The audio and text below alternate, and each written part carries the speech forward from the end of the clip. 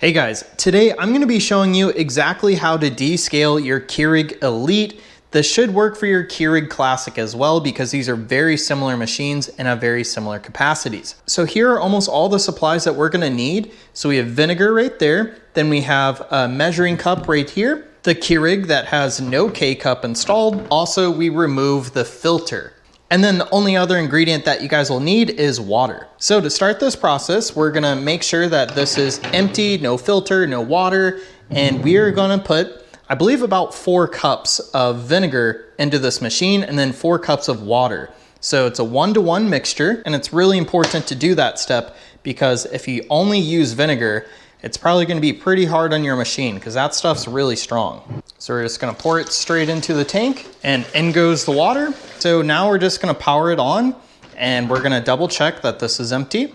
We're gonna shut it and now we're just going to select our biggest brew and we're just gonna let this run until we run out of water. So this will take some time. We'll have to watch this and empty this cup out every once in a while. But after we're done with that, we're gonna fill this thing entirely up with water and run it through an entire cycle again just to get that vinegar smell out of your machine. But basically what this helps with is it cleans all the inside components that you normally can't get to with like a brush or rag. If you guys have a bunch of hard water, then this is gonna be something you guys should be doing like almost every 3 months. So anyways, I'm gonna show you what the first cup looks like and then I'll show you what the last cup looks like to show you the difference between how clean the water is.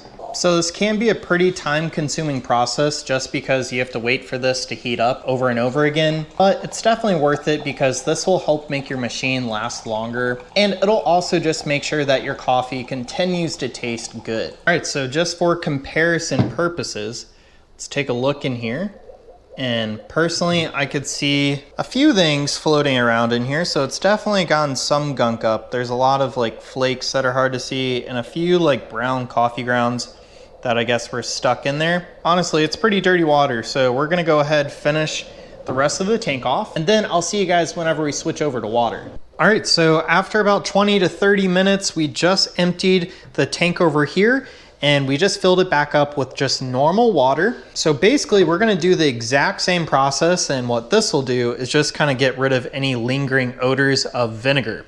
So we're just gonna open that, make it think that we put a K-cup in, and then we're gonna select the biggest mode, and we're just gonna run through this a bunch more times, and then I'll show you at the very end how much cleaner the water looks. So I'll see you guys in probably another 20 minutes. And some time later, we are finally done.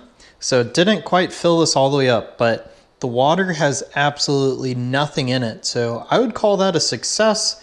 Obviously, you guys could get the Keurig cleaning solution or descaling solution, but the vinegar seems to work just fine as long as you guys are willing to do another cycle afterwards with just plain water to help get rid of that lingering smell. If you guys found this video helpful, drop a like down below and consider subscribing.